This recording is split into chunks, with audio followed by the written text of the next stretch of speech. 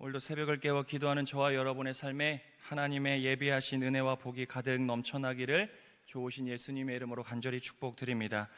오늘 본문은 굉장히 이스라엘의 역사 가운데 중요한 분기점을 맞는 장면을 기록하고 있습니다.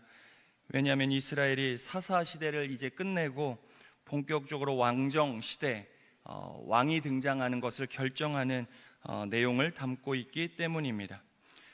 사무엘상 7장, 우리가 지난 금요일에 읽었던 7장에서 이스라엘의 마지막 사사였던 사무엘은 잦아지는 국가적 위기가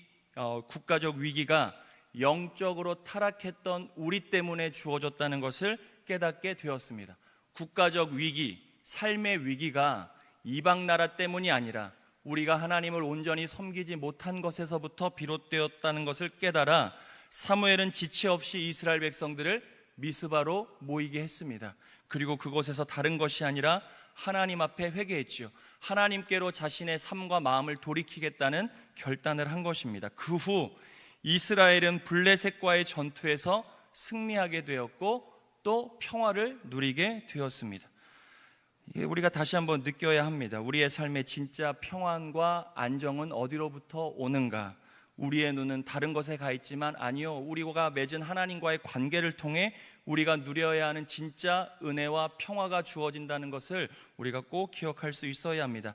이스라엘에게는 그 훈련이 지금 계속 이어지는 것이죠. 하나님을 온전히 믿으면, 하나님을 온전히 따르면, 하나님의 말씀에 순종하면 그들의 삶에는 누릴 수 없는 평안이 주어졌습니다. 하지만 하나님의 관계가 틀어지면, 하나님을 조금만 외면하면 이들의 삶에는 이방 나라와의 전쟁이 끊임없이 주어졌지요. 하나님께 돌이킬 수밖에 없는 사건들이 그들 가운데 주어졌다는 겁니다. 오늘 본문은 이렇게 시작합니다. 1절과 2절의 말씀을 우리 같이 한번 읽어보겠습니다. 1절과 2절입니다. 사무엘이 늙음에 그들의 아들들을 이스라엘 사사로 삼으니 장자의 이름은 요엘이요 차자의 이름은 아비아라. 그들이 브엘세바에서 사사가 되니라. 사무엘상 7장과 8장은 한 장 차이지만 역사적으로는 시간이 꽤 많이 흘렀습니다. 사무엘이 이제 늙었다 성경이 기록합니다. 성경에서 늙었다는 거 사실 썩 좋은 표현이라 할 수는 없습니다. 사사시대 이스라엘이 사사를 세울 때 중요한 원칙 하나가 있었는데, 사사는 절대 자신의 아들 직계로 세습을 하지 않는다는 겁니다. 사사는 절대 세습하지 않는다는 중요한 원칙이 있었습니다. 그런데 사무엘은 자신의 아들들에게 사사를 세습하는 것이 오늘 본문 첫머리에 등장합니다. 아니나 다를까 세습으로 이어진 사무엘의 아들들, 그나마 잘했으면 다행일 텐데 그들은 사무엘이 걸어온 길, 하나님을 따랐던 길이 아니라 자신의 소견에 옳은 대로 여전히 선택하고 결정하고 백성들의 삶을 돌보는 일을 선택하지요. 우리 3절의 말씀을 같이 한번 보겠습니다. 3절의 말씀입니다. 그의 아들들이 자기 아버지의 행위를 따르지 아니하고 이익을 따라 뇌물을 받고 판결을 굽게 하니라.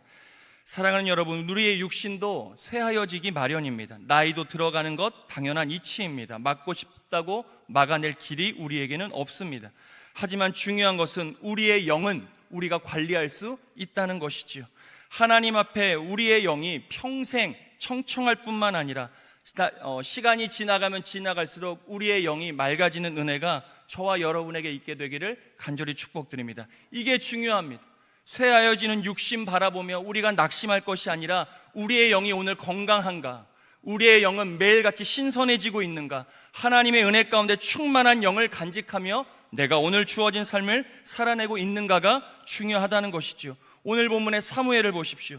그의 영이 육신이 쇠하여짐과 무관하게 충만했더라면, 그가 늙어진다고는 하지만 그의 영이 충만했더라면, 조금 더 힘있게 하나님을 향한 믿음을 그가 있는 자리에서 지킬 수 있었더라면 자녀들이 자신의 이익과 물질에 따라 사는 삶이 아니었을 겁니다.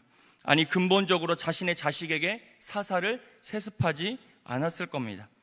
사랑하는 여러분, 오늘 우리가 조금은 과하게 표현하면 목숨 걸고 지켜가는 이 믿음의 자리, 저와 여러분의 삶을 살게 할 뿐만 아니라 우리의 가정과 자녀의 삶도 지킨다는 것을 꼭 믿으시고 이 자리를 지켜가는 은혜가 있게 되기를 간절히 축복드립니다.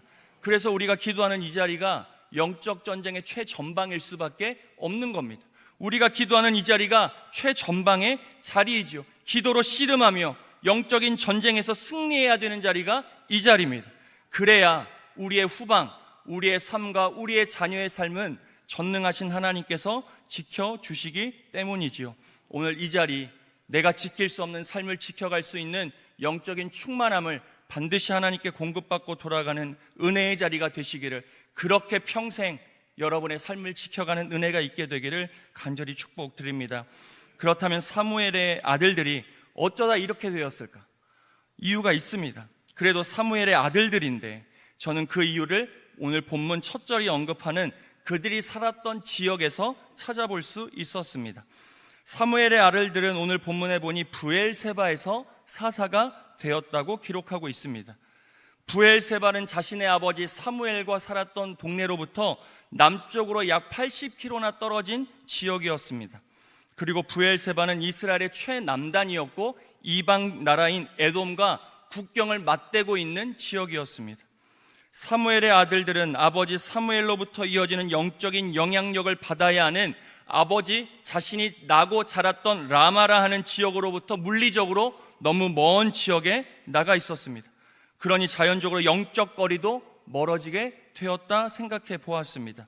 그 결과 그들은 자연스럽게 하나님보다 세상, 물질, 하나님보다 자신과 맞대어 있는 이방 나라를 의지하며 살아갈 수밖에 없지 않았을까 생각해 보는 것이죠. 우리의 삶도 마음과 환경에 큰 영향을 받기 마련입니다. 그렇기 때문에 오늘 내가 어디에서 누구와 무엇을 하느냐는 매우 중요합니다. 내가 입술로 믿음이 있다, 나는 하나님의 자녀다 고백하는 것 중요하지만, 고백하는 것과 동시에 내가 오늘 어디서 누구와 무엇을 하는지도 매우 중요하다는 것이죠. 우리의 믿음이 그렇게 드러나기 때문에 그렇습니다. 사람과의 관계에서도 몸이 멀어지면 마음에서도 멀어지는 것 당연합니다. 눈에 보이는 관계도 그럽니다.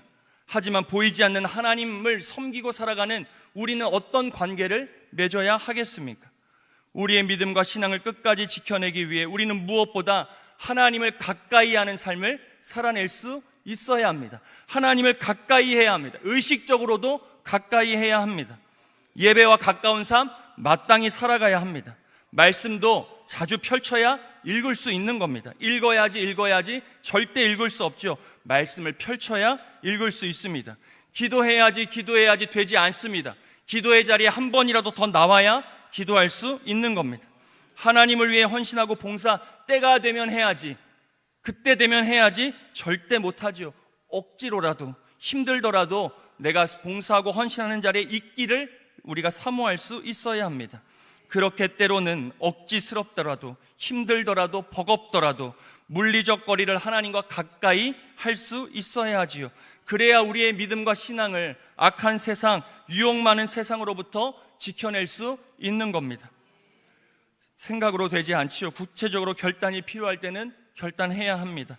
견뎌야 할 때는 좀 견딜 필요도 있는 것이지요. 사랑하는 여러분, 평생에 하나님과 가까이 살아가는 저와 여러분 되시기를 간절히 축복드립니다. 교회도 가까이 오시고 예배도 가까이 섬기고 봉사와 헌신도 가까이 하고 말씀도 기도도 가까이, 그렇게 천국까지 우리가 갈 수 있어야 하는 것이지요. 사무엘의 자녀들로 인해 이스라엘은 또다시 어려움에 봉착합니다. 마땅하지요. 영적으로 무너지니 이들의 삶에 또다시 어려움이 봉착할 수밖에 없었습니다. 이에 이스라엘의 장로들 어려워지니 사무엘을 찾아갑니다. 오늘 보면 4절과 5절을 보니 장로들은 어려움 가운데 사무엘을 찾아가 우리에게 왕을 세워달라 요구합니다. 사무엘은 난처하지요. 왕을 세울 수 없는 나라임에도 왕을 세워달라는 요구를 받는 것도 난처하고, 자신의 아들들, 자신의 육신의 아들들로 인해 지금의 어려움이 봉착했다는 것 때문에 난감합니다. 이에 사무엘은 즉각적으로 하나님께 엎드립니다. 문제 가운데 이스라엘의 영적 지도자였던 장로들은 눈에 보이는 사람 사무엘을 찾아갔지만, 사무엘은 그래도 이때는 사람이 아니라 하나님을 먼저 찾았다는 것이 이스라엘의 소망이었습니다. 이것이 장로들과 사무엘의 차이였지요. 우리 6절의 말씀을 같이 한번 보도록 하겠습니다. 6절의 말씀을 같이 읽겠습니다. 우리에게 왕을 주어 우리를 다스리게 하라 했을 때에 사무엘이 그것을 기뻐하지 아니하여 여호와께 기도하매. 사랑하는 여러분, 늘 우리가 깨닫지만 사람 결코 의지의 대상이 될 수 없습니다. 알고 있는 사실이지만 우린 매 순간 하나님 앞에 이 사실을 고백하며 한날의 삶을 세워가야 합니다. 하나님, 오늘 내가 만나는 사람, 하나님이 만남의 축복으로 허락해 주신 믿음의 관계이긴 하지만 내가 저 사람을 의지하지 않을 수 있도록 주여 내 마음과 생각을 붙들어 주시옵소서. 우리의 삶의 가장 큰 유혹이 사람으로부터 오기 때문에 우린 그렇습니다. 저 사람이라면 이 문제를 해결해 줄 수 있을까? 연약한 우리의 심령 가운데 늘 이 생각은 스며들기 마련입니다. 이 사람 만나면 내가 좀 위로 얻을 수 있을까? 이 사람이라면 내 삶에 좀 도움이 될 수 있을까? 우린 늘 이 유혹 앞에 놓여져 있습니다. 우리는 하나님 앞에서 우리의 삶을 세울 수 있어야 하지요. 왜냐하면 하나님께서 우리의 기도와 간구 가운데 하나님만이 응답해 주실 수 있기 때문입니다. 사람은 자신의 형편에 따라 움직입니다. 자신의 감정에 따라 움직이지요. 약속했다가도 변하는 것이 사람입니다. 하지만 우리의 하나님께서는 나를 위해 일하시는 분이시기에, 내 삶을 붙들고 일하시는 분이시기에 감정과 환경, 상황에 따라 응답하시는 것이 아니지요. 나의 간절한 마음에 응답하시는 분이 우리의 하나님이십니다. 하나님은 위기와 어려움 가운데 자신을 가장 먼저 찾았던, 간절한 마음으로 엎드렸던 사무엘의 기도 가운데 응답하십니다. 우리 7절에서 9절까지의 말씀을 우리 다시 한번 천천히 읽어보겠습니다. 7절에서 9절까지의 말씀입니다.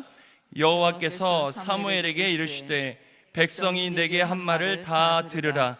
이는 그들이 너를 버림이 아니요 나를 버려 자기들의 왕이 되지 못하게 함이니라.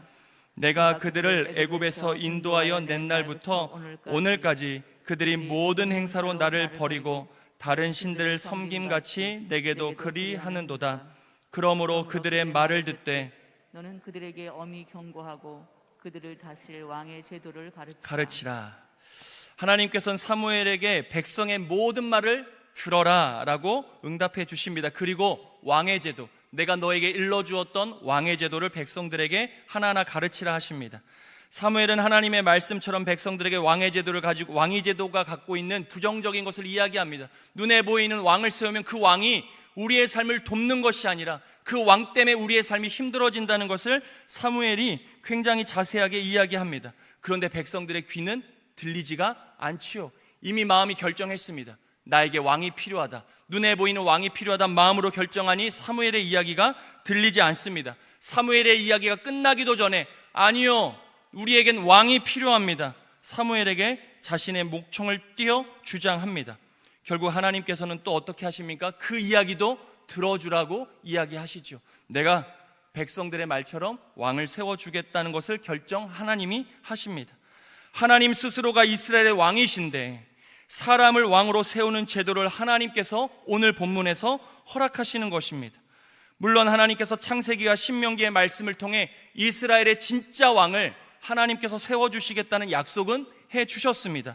하지만 우리가 너무나 잘 알고 있죠. 이 약속의 왕은 누구십니까? 예수 그리스도이십니다. 이스라엘이 하나님께서 약속하신 메시아를 온전히 기다리고 이 땅 가운데 오시는 예수 그리스도를 왕으로 삼는 것이 이스라엘에게는 진짜 왕을 세우는 과정이었지요. 그런데 지금 본문을 보니 이스라엘이 요구하는 사람의 왕을 하나님께서 허락하시는 겁니다. 하나님께서는 이 일, 결국 예수 그리스도를 통하여 이 땅을 다스리게 하시는 하나님의 뜻을 이루어내시는 과정 가운데 백성들의 요구를 들어주시는 겁니다. 이들의 요구가 합당해서가 아닙니다. 이들의 요구가 옳아서 들어주는 게 아닙니다. 하나님의 뜻을 이루어 가시는 과정 가운데 이들의 요구도 하나님께서는 사용하고 계시는 것이지요. 이스라엘 백성들은 오늘의 요구로 인해 평안한 삶을 살았습니까? 아니요. 500년이 넘는 동안 39명, 통일 왕국까지, 다니엘 왕국까지 4명의 왕을 더하면 43명의 왕이 500년을 통치하는 동안 늘 어려움을 겪었습니다. 이 선택 때문에 500년이 넘는 시간 이스라엘은 고통의 시간을 보내게 되었습니다. 물론 중간중간 다윗, 솔로몬, 히스기야, 요시야 같은 선한 왕이 있기는 했지만 거의 대부분의 왕들은 악한 왕이었습니다. 결국 이스라엘은 더 이상 하나님의 말씀을 듣지 않는 어둠의 시간, 어둠의 땅이 되어버리기도 했지요. 하지만 그때, 가장 어두웠던 그때 하나님께서는 예수 그리스도를 이 땅 가운데 보내시며 이스라엘의 진짜 왕을 보내주시는 놀라운 뜻을 하나님이 이루시죠. 이스라엘 백성들과 무관하게 하나님께서는 하나님의 뜻을 이루어 가시더라. 그 중간에 불필요한 요구지만 하나님께서는 들어주시는 때가 있다는 겁니다. 하나님께서는 정욕 가운데 구하는 우리의 기도에도 때로는 응답해 주시는 때가 있습니다. 하나님의 뜻과 무관해 보이지만 오늘 우리의 필요를 채우실 때도 있지요. 궁극적으로 하나님의 뜻을 이루어내시기 위함이라는 것을 우리가 꼭 기억해야 합니다. 사랑하는 여러분, 하나님께서는 어떠한 상황에서도 하나님의 뜻을 이루어내시는 분이십니다. 우리의 뜻이 아니라 하나님의 뜻을 이루시는 분이시죠. 하나님께서는 우리의 삶을 다스리시고자 하시는 뜻, 이 땅을 하나님께서 온전히 통치하시고자 하시는 그 뜻을 하나님께서는 반드시 이루어내십니다. 우리에게 이 믿음이 있어야 하는 것이지요. 이 믿음이 있으면 우리는 고난 가운데든 내가 누리는 복 가운데든 흔들리지 않습니다. 고난이 찾아와도 하나님의 뜻이 이루어질 거야 믿음의 자리를 지키는 선택을 할 수 있습니다. 복이 찾아와도 교만해지지 않지요. 하나님의 뜻을 이루어가는 과정 가운데 주어진 복이기 때문에 우리가 교만하게 흔들리지 않습니다. 그러니 우리에게 주어진 오늘 하루 하나님의 뜻을 이루시는 하나님 앞에 겸손하게 살아가는 은혜가 있기를 간절히 축복드립니다. 하나님의 뜻을 이루어지는 오늘 하루 신실함으로 살아가는 저와 여러분 되어지시기를 간절히 축원드립니다. 오늘 하루 성령의 충만함을 가지고 주어진 삶을 믿음으로 세워 승리하는 저와 여러분의 복된 삶이 되어지시기를 좋으신 예수님의 이름으로 간절히 축원드립니다. 함께 기도하겠습니다.